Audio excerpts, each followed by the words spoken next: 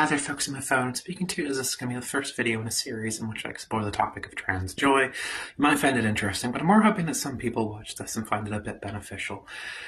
The reason I'm doing this is because we're living in very tumultuous times where it's very scary to be the other in society.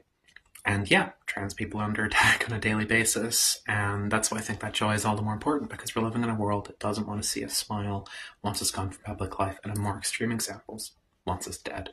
So trans joy, to me, is not just an act of radical self-love and radical self-acceptance, but it is also flipping the bird at that system and saying, neener, neener, neener, despite your best efforts, to the contrary, I'm still here, I'm still smiling, and I'm still strong because of it. So you can go straight to hell. Not going anywhere, I'm not going away. So the first thing I want to discuss is fairly basic, but it's kind of the first part of most people's transition. Again, no one person's journey is the same. Everyone's different. You know, it's fine if you aren't going at the same pace as your peers and the like. But the first thing that comes up for most people is the name change. You know, you're given a name at birth that just might not suit you anymore. Now, I do know one or two trans people who kept their birth name because it was gender neutral, and I still felt attached to it. And ultimately, I didn't hate my dead name. I just couldn't go by it anymore. So I tried to find feminine equivalents of it. But they all sounded like old lady names that didn't suit me at all. But as it happened, Game of Thrones was like still a cultural juggernaut at the time because the awful, dreadful season 8 hadn't aired. And Arya Stark was running around with Needle and doing faceless men training and everything else. And I thought, that's a femme equivalent. Why not go with that? I mean, she's pretty cool as is.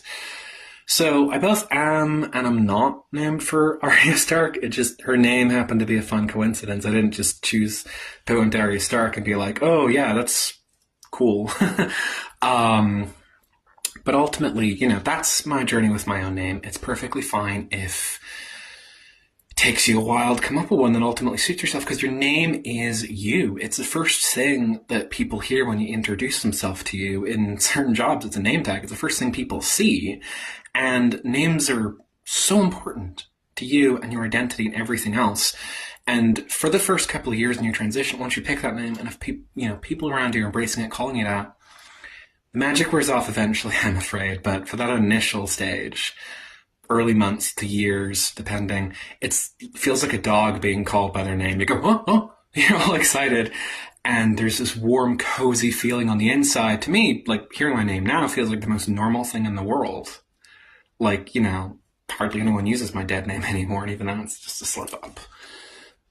I seldom hear it, so there's no sort of like that warm, cozy feeling. And that, again, that's just because it wore off. But that initial, like, God, it's so amazing. It's like a rush of euphoria, because it's like, yes, that is me.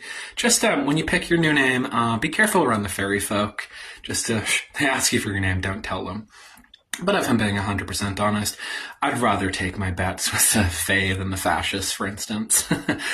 Anyway, I don't have an entire plan for this series. It's just going to be maybe a different topic of trans joy and exploring it every week. Things that I have found in myself, or, you know, things other trans people have told me and shared with me. But just remember, you are amazing, you are loved, you are beautiful, and you are so much stronger than you think you are. Trust me. Bye!